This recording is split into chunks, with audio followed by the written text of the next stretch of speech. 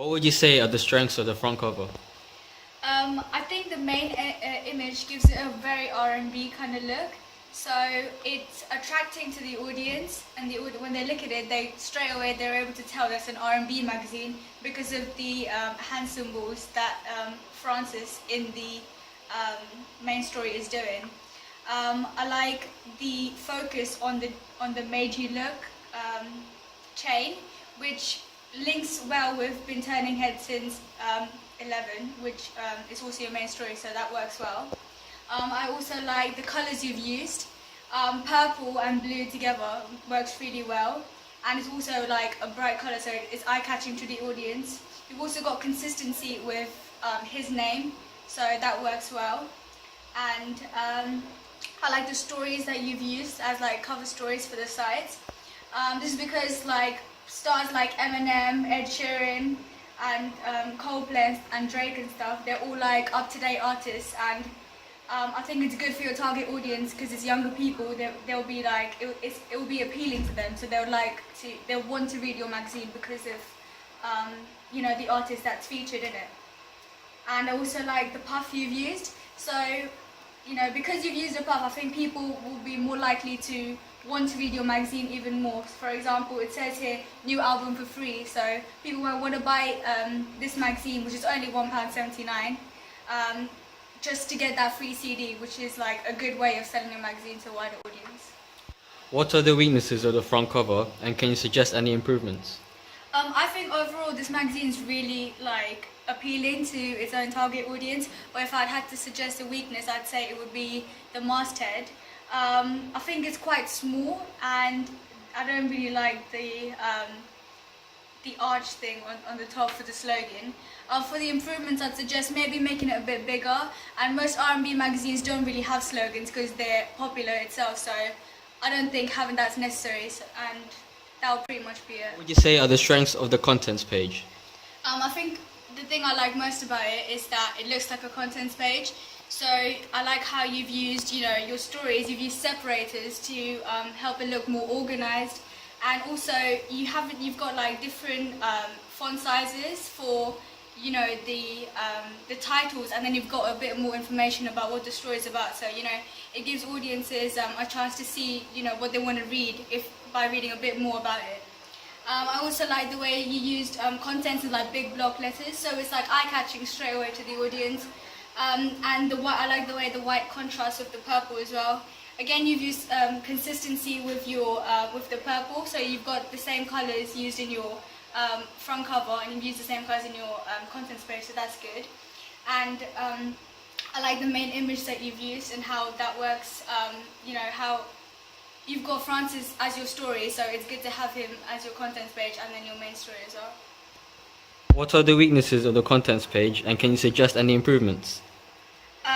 The only improvement I can think of for the contents page is probably adding more stories to like fill up spaces here.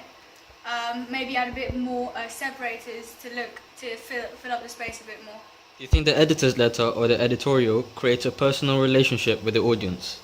I think it really does, because first of all, you being the editor, I think because you're a male aged between 15 to like 20, you're able to personally relate to the target audience, which is good. Hence, like your little paragraph about what your magazine is about helps them to like build that relationship with you, and you also to like help your magazine deliver what they want. The fact that you've got your web address there along with social media links also help them give you a chance to give you feedback about what they like, what they don't like, so you can, in your next issues, you're able to talk about what they want to see in a magazine. So yeah, I do think it builds a personal relationship. What would you say are the strengths of the second contents page? I like the fact that you have two contents pages for your R&B magazine, mostly because most of R&B magazines already do. I like the way you've used separators again, along with like little subheadings for what to categorize each story into. I like how you've used consistency with the names of the artists that you've used on your front cover to your contents page as well. I like the way you've used the puff. So the front cover gave a bit of information on what the puff's about, but here you've gone into detail, given given a chance for you to promote your magazine to a wider audience. And I like how you use pictures, not so most teenage people don't really like to see a lot of writing, so it's a good way to interact with them and engage them into your magazine a bit more. What are the weaknesses of the second contents page, and can you suggest any improvements? I'd say maybe for your artists, maybe move them to the side rather than the middle, just so that it looks a bit more neater. And I'd say probably emphasize the puff a bit more, because right now it just looks like part of the magazine. It's not really eye-catching, so maybe if you put it in like another colour to make it stand out, it will appeal to the audience a bit more. What would you say are the strengths of the double page spread? I think the double page spread is really good because first of all it has a lot of information, which what people want to read. So if you want to read an article, it's good to have loads of information about the artist. And because Francis Gallen is like a new artist, the audience would want to know more about him to see whether they like him or dislike him. And the magazine has done a good job in finding out good information about him for the audience to read. I also like the fact that there's not just a lot of writing, but there's a picture to go with it. There's different font sizes, so it's not just like one big standard text, but it's different in a way, which engages with the audience, like I said. I also like the way you've got Meiji look, which is the same thing you had for your front cover, so that works well with it and it's consistent as well. You've got the web address like you did for the contents page and the front cover, which is consistent, and social networking sites so that they could reach out to the artist and also to you to give any feedback and to see what they like, what they didn't like. Yeah. What are the weaknesses of the double page spread, and can you suggest any improvements? I think maybe make the main story title a bit bigger, like you did for it in your front cover. And I also suggest keeping it consistent with the columns. So here you've got columns to like separate it, separate the questions.